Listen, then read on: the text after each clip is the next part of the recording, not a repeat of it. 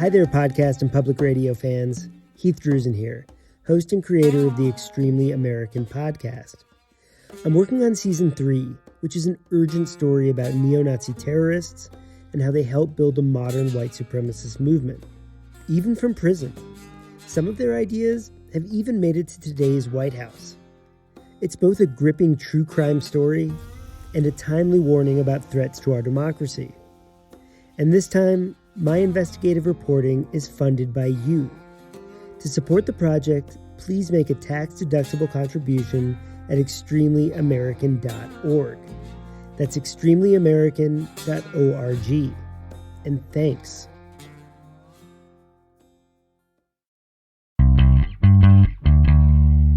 More Idaho Matters now from the studios of Boise State Public Radio News. I'm Gemma Gaudette. A record number of Americans will hit the road this weekend to celebrate the 4th of July holiday. More than 72 million people will jump into their cars, hop on a plane, even take a cruise. And that includes more than 400,000 Idahoans.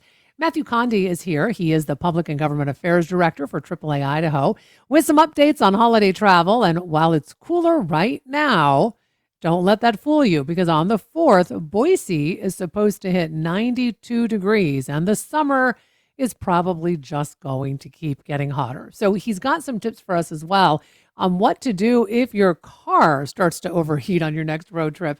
Matthew, welcome back. Nice to have you with us. Hey, Gemma, how are you?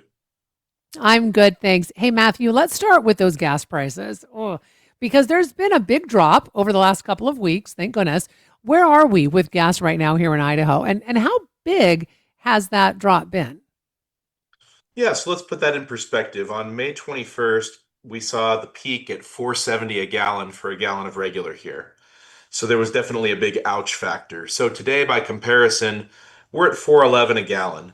We lost 13 cents in a week, 54 cents in a month. And we are unfortunately still 69 cents higher than a year ago. However, I think that's going to pull a lot of the last minute folks off the fences and get some people out there traveling as part of those record numbers we're talking about. Do we know why we've seen that change? Well, it's the stability that we're starting to see in the Middle East. We saw crude oil prices really starting to drop. So there again, the West Texas Intermediate, that's the way we measure the price per barrel. We're at $70 per barrel today. Compare that with 107 per barrel on April 29th. So every time those prices go down, just keeping in mind that crude oil makes up about 50% of the price of finished gasoline. So anytime there's a positive break on the price of crude, it's going to translate eventually down. And as these retailers sell through their products, hopefully that replacement cost continues to go down. Now, as we learned over the weekend, there is still some fragility there, and there is the potential for some increase in conflict from time to time. So the market may be a little jittery at times, but having seen this big price drop lately, we think it's enough that it's going to motivate some people to go, and we certainly don't think it's going to deter anybody from going. Mm-hmm. And what did you say the comparison was to last year? Give us that number again. So 69 cents higher than a year ago. However, definitely in a lot better position when we were talking a dollar something higher than a year ago, just a couple of months back. So we are moving in the right direction. Obviously, nobody is thrilled with paying more, but we do know that some of that pain is coming out of the pump decisions. And so therefore, there's going to be some more folks willing to travel. Well, and it seems, Matthew, that when we are coming upon a holiday like Memorial Day or 4th of July, it always seems that those gas prices bump up a little bit. So does that ever play into it as well when it comes to, determining, should I fill up now? Should I wait? Should we, go and do something over the holiday? Yeah, that definitely does come into it, Gemma, as far as the demand side goes. All of our fears have been really stoked by things happening on the supply side, the Strait of Hormuz being blocked, things like that. Well, now things are starting to calm down there, and there will be some point of equilibrium sometime in the summer. If things continue to calm down on the crude oil and gasoline side, on the supply side, then eventually you're going to have some sort of a meeting in the middle where demand will raise as those prices fall and form some kind of an equilibrium point. Now, where that'll exactly end up, it's a little early to say. We're still kind of early to the game as far as road trip season goes, but Mm. certainly something that we're going to be keeping our eyes on for sure. So I gave some numbers there about how many people are set to travel this weekend. Let's break it down a little bit. How many folks are expected to hit the road over the weekend, like get in their car? Yeah, so we're looking at 61.4 million getting behind the wheel. Another 5.85 million will fly. And then the big jump this year was in other modes of travel. So things like cruises primarily. And nearly 5 million people are going to use that mode of travel, which is about a 5.3% jump from a year ago. By far the biggest jump this time around, whereas some of the others just went up slightly compared to a year ago. Can we go back? I don't know. I don't know if you have the numbers on these, so sorry if I'm putting you on the spot. But can we go back to like 2019 and then even during COVID? Um, are more people traveling again? Because it seemed like there was a big lull for a while there. Yeah, absolutely. Great question. So for context, pre-pandemic, we were looking at 65.2 million travelers in 2019. So we've got another 7 million beyond that now. Mm. And really, we were waiting for kind of cruising was the last thing to kind of come back all the way, but it is back and better than ever. And of course, as far as where people are going, the theme parks are definitely going to be in the top five, your Anaheims and Orlandos of the world. But number one again is Las Vegas. So, they're Huh. really trying to shed some of that Sin City vibe and get a little bit more family friendly with some of their offerings. And it is having an effect. People are starting to go there a little bit more. And then, of course, places like Hawaii, who could turn that down. And then more locally to round out the top five, heading down to Salt Lake, you're going to see a lot of people doing that as we're talking about things like localized family reunions and stuff.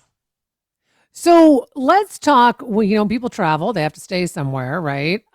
It seems like the price of hotels have jumped quite a bit. At least if we look at last year. Can you talk about that? Yeah, it's a little bit of a shocker, 25% more expensive than a year ago. And I think that there's something to keep in mind here. So, as far as like plane tickets go, a lot of people were able to book their plane travel before a lot of these price hikes. So, of course, crude oil went up, and that translates to more expensive diesel, more expensive jet fuel, all kinds of things. But when people are planning their hotel room, they're usually booking it a lot closer to the actual travel date. And if you're talking about just the cost of doing business, all that stuff that has to be delivered to those hotels by trucks, that does have a factor Mm. in it. So when their costs go up, the cost to us as the end user goes up. So that's a big part of it. You couple that with the fact that again, we're talking record numbers still. So despite everything with inflation and these pressures on the system as far as expenses go, the cost of doing business, well, people are still traveling. So, that there again, you're creating this demand and that's stoking the fires as well. It seems that, as you mentioned, a lot of people are going on cruises this year, right? We're seeing those numbers come back up. But Yes. what about the prices of a cruise, Matthew? Would you say that those prices have gone up? And what does that show about the recovery of this industry, since COVID, where they really took a nosedive? Absolutely. So again, people were just very reluctant during the pandemic and even after to be in this enclosed space that they felt like, well, if something was to occur here, we're not going to be able to do a whole lot about it. Well, a lot of those fears have been laid to rest. However, with that recovery does come these higher prices. Cruises departing from domestic cities are about 27% more expensive than a year ago. Now, there's a few factors for that, but primarily demand. We see obviously a lot of people booking those trips, and of course, Hmm. there's only so many cabins and so many places to stay out there, even though they're adding bigger ships and more itineraries all the time. The other thing to keep in mind too, and this one's a little bit more opaque, but back in 2020, we saw new standards as far as the requirements for lower sulfur counts in the fuel, the maritime fuel that these cruise ships use. Well, if there aren't as many cruise ships using it, then that's not an expense that necessarily comes into the bottom line as much. But now where we have this higher quality standard to reduce our sulfur emissions as those cruise ships are going around, stuff like that.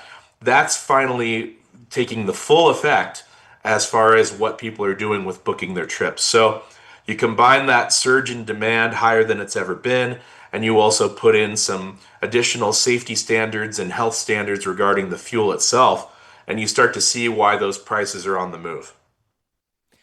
Are there worse days to travel this holiday weekend? Most definitely.